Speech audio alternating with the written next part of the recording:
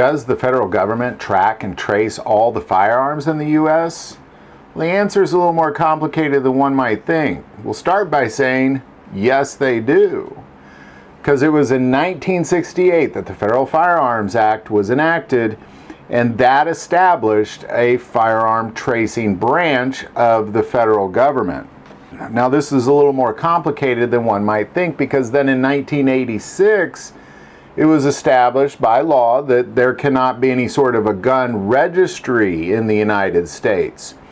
So the U.S. Gun Tracing Division, which also is a branch of the ATF, is really kind of in a very interesting situation, because they're not allowed to use technology that would allow them to really go any further beyond the technology they probably had in the late 70s, early 80s, because it borders this concept of a registry. So it's one thing to trace firearms, it's quite another to have a registry. So how does all this work? Well, we'll start by saying that ultimately any firearm retailer in the country, as they sell guns, have to keep a record of that transaction.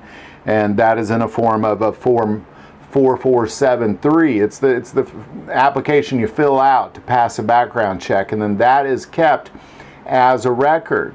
Now, at any point, if this firearm tracing division needs to trace a gun, well, how can they do that? Well, let's say what they can't do is they can't trace a person.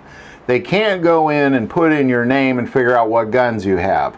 The only thing they could do is they can trace a firearm itself, but in order to trace that firearm, it can only be traced if it is the product of a crime. And ultimately what they have is they have boxes and boxes and boxes and boxes, like the last scene of the Raiders Lost Ark. There were so many boxes of these forms of 4473s, of these records, that they were fearful that the building would actually collapse. So they started buying metal containers. They have over 18 metal containers in their parking lot, all filled with forms 4473s, or some sort of a copy of some sort of a record of a sale. They say they even have some records written on toilet paper that they've copied and then put in with all these other forms. So if there's a crime committed with a gun and that gun is recovered, then that police department will then put in for a tracing of that gun. And it'll start with the manufacturer, then it'll go to the wholesaler, then it'll go to the retailer, which ultimately then allows them to figure out, well, who purchased that gun, and then they go to that person.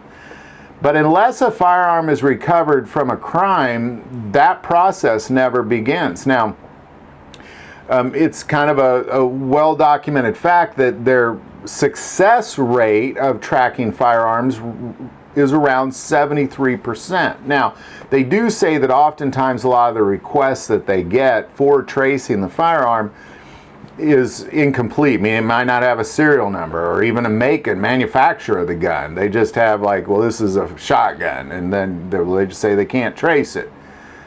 Now, so that detours their success rate, but if given the serial number, their success rate is well over 95%, tracing where that firearm originated by the time it got to the criminal's hands. Where did that come from? But other than that, that's all they can do. And then their technology, again, is extremely limited because it borders on a national registry, which is illegal. So they have to kind of walk this fine balance between doing really everything the old-fashioned hard way to prevent from making a registry, and all they could do is trace guns given a serial number from a crime. Can't trace any old gun, it has to be from a crime. And then and only then can they trace that firearm, but they can't trace individuals, can't trace names, can't trace guns that are not used in a crime, that sort of thing. So again, it's a complicated question. Do they trace guns in the United States? Well, yeah, they do. But it's a little bit different than you might think. It's way more complicated than one might think, and it's really in an effort to not have a registry. It's extremely limited on their technological advances and what they can and cannot do there at the ATF. So hope this video helps. Love to hear your thoughts on it. Put in the comments below. If you like this video, click like and subscribe. If you feel called to support this channel with Patreon, that link is also below. But the most important part of this channel is we take prayer requests, so never hesitate to send that in. Thank you for watching this episode of God, Family, and Guns. And as always, love God, love your family, and love guns.